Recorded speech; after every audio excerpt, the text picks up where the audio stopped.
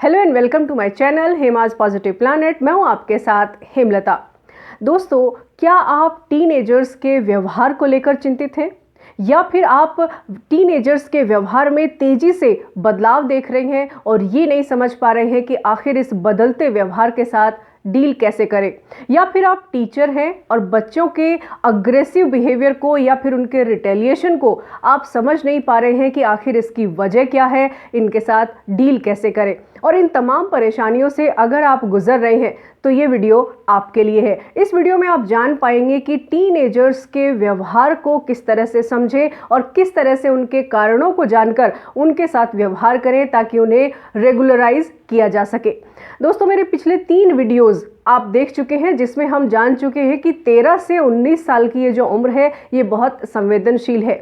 ये वो फेज़ है जिस फेज़ में बच्चे अक्सर अपने आप को पहले से ज़्यादा इंडिपेंडेंट फील करते हैं। दोस्तों, हम पिछले 3 वीडियो में ये भी बात कर चुके हैं कि जो टीन एज है उसमें बहुत तेज़ी से बदलाव आते हैं, फिर चाहे वो बायोलॉजिकल चेंजेस हों या फिर साइकोलॉजिकल। तो जब व्यवहार की बात आती है तो इन दोनों कारणों की वजह से बच्चे में बहुत सारे बदलाव आते हैं, हार्मोनिकल चेंजेस आते हैं। बच्चे के न सिर्फ फिजिकल जो उसकी प्रेजेंस है उसमें बदलाव आता है, बल्कि उसकी सोच में, उसके व्यवहार में भी बदलाव आता है। यानी बच्चा अपनी बॉडी में जो बाहरी तौर पर जो बदलाव आ रहे होते हैं उनको बच्चा खुद के साथ डील करता है, और साथ ही साथ उन बदलावों की वजह से जो भावनाएं उसके मन में आती हैं, जो विचार उसके मन में आते हैं, जो मानसिक बदलाव बच्चा महसूस करता है, उन सब को लेकर भी एक बहुत ही कॉन्फ्लिक्ट की सिचुएशन में बच्चा रहता है। और इसीलिए अक्सर इस उम्र के बच्चे अग्रेसिव मोड में अपना रिएक्शन देते हैं और उसको हम समझ लेते हैं कि बच्चे बहुत बदतमीज़ हो गए हैं। तो दोस्तों, इस वीडियो में हम बात करेंगे कि आखिर जो व्यवहार में बदलाव आ रहा है उसको समझें कैसे, उसको हम कैसे आइडेंटिफाई करें और किस तरह से बच्चों के व्यवहार को समझकर उनके साथ हम व्यवहार करें। देखिए, सबसे पहला जो कारण है वो ये है कि बायोलॉजिकल और साइकोलॉजिकल जो चेंजेस आ रहे हैं उनकी वजह से ही तमाम बदलाव बच्चा देखता है और वही बदलाव वो दूसरों के साथ अपने व्यवहार में करता है। सबसे बड़ा जो बदलाव बच्चे के व्यवहार में देखने में आता है और उसी की वजह से तमाम जो बाकी बदलाव है वो आते हैं, वो है भावनात्मक अस्थिरता। यानी संवेगों में अस्थिरता होती है। बच्चा भावनात्मक रूप से अस्थायी सिचुएशन में होता है। यानी पल में आपने देखा होगा बच्चे का मूड कई बार बहुत अच्छा हो जाता है या फिर पल में ही उसका मूड बहुत ख़राब हो जाता है। और कई बार आपने देखा होगा उसकी चॉइसेस भी लगातार बदलती रहती हैं। वो एक तरह की चॉइस पर नहीं होता है। कुछ समय के लिए उसकी चॉइस कुछ और होगी तो कुछ समय के बाद उसकी चॉइस बदल जाती है। ठीक इस तरह से संवेगों में प्रबलता बहुत ज़्यादा होती है। यानी जो इंटेंसिटी है भावना की, जो फीलिंग्स की, वो बहुत गहरी होती है। इसको इस तरह से समझिए कि जैसे बच्चा अगर गुस्सा करता है, यानी 13 से 19 साल के जो टीनेजर्स हैं वो जब भी रिएक्ट करते हैं तो बहुत लाउड रिएक्शन होता है उनका, यानी पूरी इंटेंसिटी के साथ वो रिएक्ट करते हैं।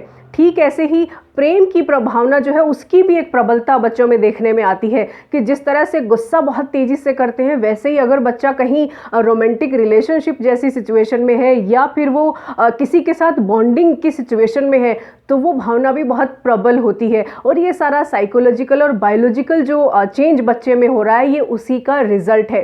तो हमें बच्चे के व्यवहार को लेकर एक तो अपने आप मन में ये पूर्वाग्रह नहीं रखना है कि बच्चा किसी खास तरह का अगर व्यवहार कर रहा है तो बच्चे को टैग ना लगाएं कि ये बच्चा बदतमीज़ है या ये बच्चा बहुत झगड़ालू है या ये बच्चे में खराब आदतें हैं। देखिए, वो बदल जाएंगी, वो आने वाले समय के साथ वो बदल जाएंगी। बच्चा हार्मोनिकल और जो बायोलॉजिकल और साइकोलॉजिकल चेंज है उस दौर से गुजर रहा है।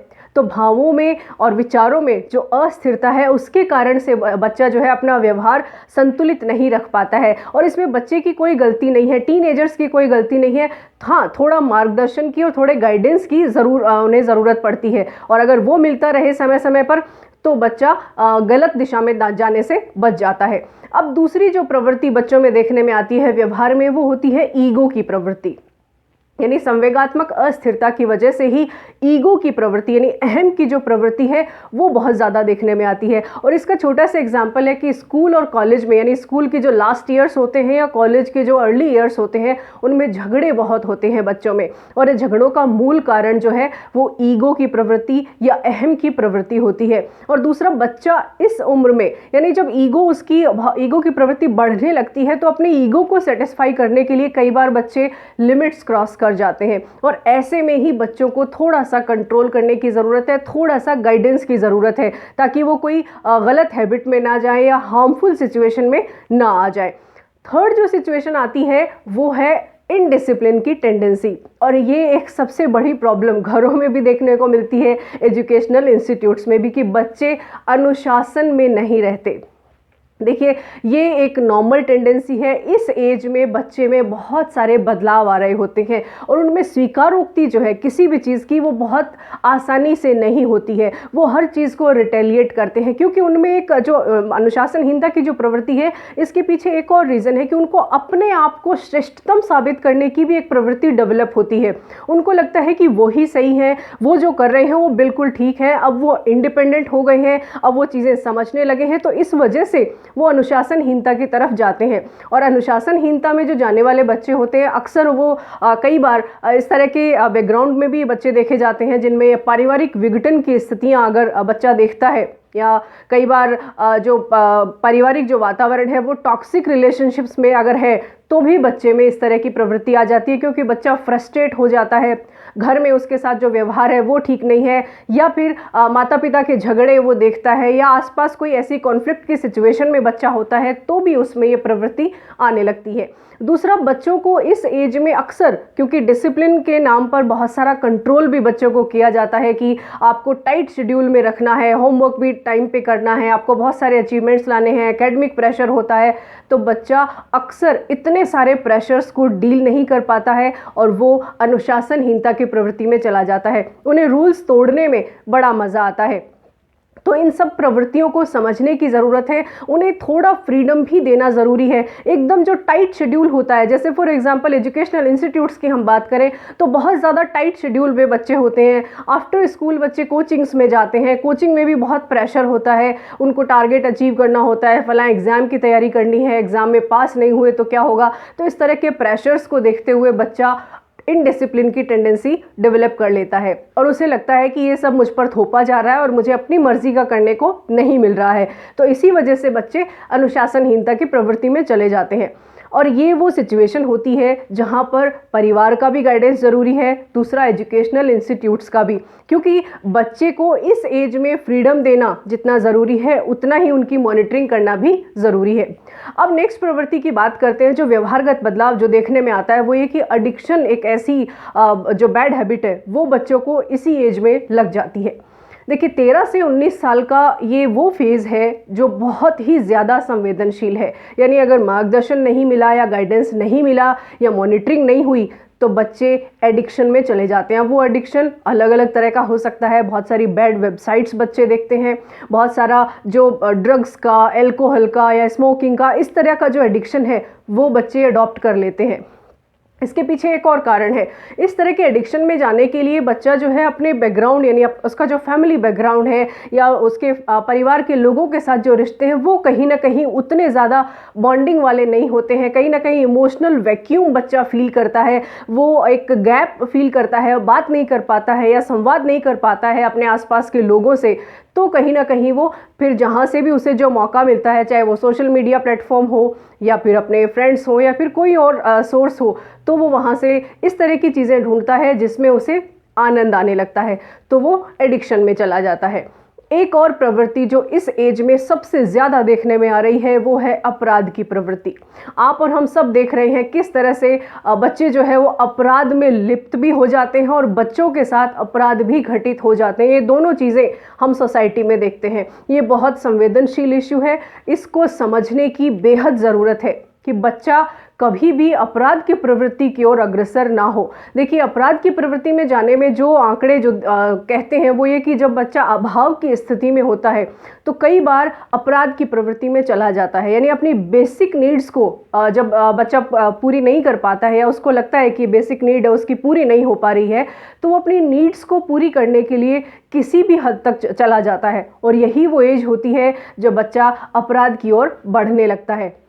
तो अपराध की प्रवृत्ति से बचाने के लिए भी बच्चों को गाइडेंस की ज़रूरत है। और अपराध की प्रवृत्ति में जाने वाले बच्चों में एक और चीज़ देखने में आती है कि बच्चे झूठ बहुत बोलते हैं। ये बहुत नेचुरल है, क्योंकि बच्चों को कंट्रोल करना पेरेंट्स की नॉर्मल सी आदत है, और कंट्रोल करने के दौरान बच्चों को लगता है कि अब उनकी जो भी बातें हैं, उनकी जो भी प्राइवेसी है वो ख़त्म हो जाएगी, इसलिए बच्चे अपने पेरेंट्स के साथ सारी चीज़ें शेयर नहीं करते, वो उनसे झूठ बोलने लगते हैं। तो अगर आपके घर में भी जो टीनेजर्स हैं वो झूठ बोल रहे हैं या चीज़ें आपसे छिपा रहे हैं, तो आपको अलर्ट रहने की ज़रूरत है, आपको सजग रहने की ज़रूरत है। कहीं बच्चा, क्योंकि 13 से 19 साल की उम्र बहुत संवेदनशील है, कहीं बच्चा किसी गलत हैबिट में तो नहीं है, तो उसके व्यवहार को देखिए। बच्चे के साथ क्वालिटी टाइम स्पेंड करिए। मैंने लास्ट वीडियो जो था उसमें मैंने शेयर किया था कि किस तरीके से बच्चों के साथ कम्युनिकेशन करें, यानी बात कैसे करें, और बात करने के लिए क्वालिटी टाइम स्पेंड करना बेहद ज़रूरी है। चाहे वो जिस भी फील्ड के पेरेंट्स हों, चाहे जितना भी टाइम आपके पास हो, आपको टाइम देना ही होगा बच्चे को। तो ये जो तमाम प्रवृत्तियां हैं, इन प्रवृत्तियों में एक और प्रवृत्ति है जो व्यवहारगत है, जिस पर अक्सर घरों में बात नहीं होती है, और वो है सेक्सुअलिटी की प्रॉब्लम। सेक्सुअलिटी की प्रॉब्लम एक ऐसी प्रॉब्लम है क्योंकि ये हार्मोनिकल और साइकोलॉजिकल चेंज है, जिसकी वजह से बच्चा ये सब फील करता है। अब बच्चे को किस तरह से एजुकेट करें, ये पेरेंट्स पर डिपेंड करता है, और आपको ये एजुकेट करना ही होगा, क्योंकि अगर बच्चों को सेक्सुअलिटी की एजुकेशन नहीं मिलती है तो कई बार बच्चे बैड हैबिट में चले जाते हैं। दूसरा, कई बार बच्चों के साथ इस तरह की घटनाएं हो जाती हैं, अनसेफ कंडीशन में बच्चे आ जाते हैं, उनके साथ अपराध हो जाता है। तो इस तरह के सिचुएशन में ना आए, तो इस टॉपिक पर भी पेरेंट्स को या एजुकेशनल इंस्टीट्यूट्स को बात करने की ज़रूरत है। तो इन तमाम प्रवृत्तियों को, इन तमाम आदतों को, इन तमाम व्यवहारों को आप आइडेंटिफाई करिए। इस व्यवहार को जानने के बाद अब व्यवहार के साथ डील कैसे करना है, टीनेजर के साथ हम कैसे व्यवहार करें, यानी बड़े लोग कैसे व्यवहार करें, ये मैं नेक्स्ट वीडियो में बताने वाली हूँ। ये वीडियो बस इतना ही। आपको कैसा लगा मुझे कमेंट बॉक्स में लिखकर ज़रूर बताइएगा, और पसंद आया है वीडियो तो इसे लाइक और शेयर ज़रूर करें, और मेरे चैनल हेमाज पॉजिटिव प्लैनेट को सब्सक्राइब करना ना भूलें। जाने से पहले बस यही है कहना, खुद पर रखिए यकीन और बनिए किसी की उम्मीदों का उजाला। Thank you so much for watching this video.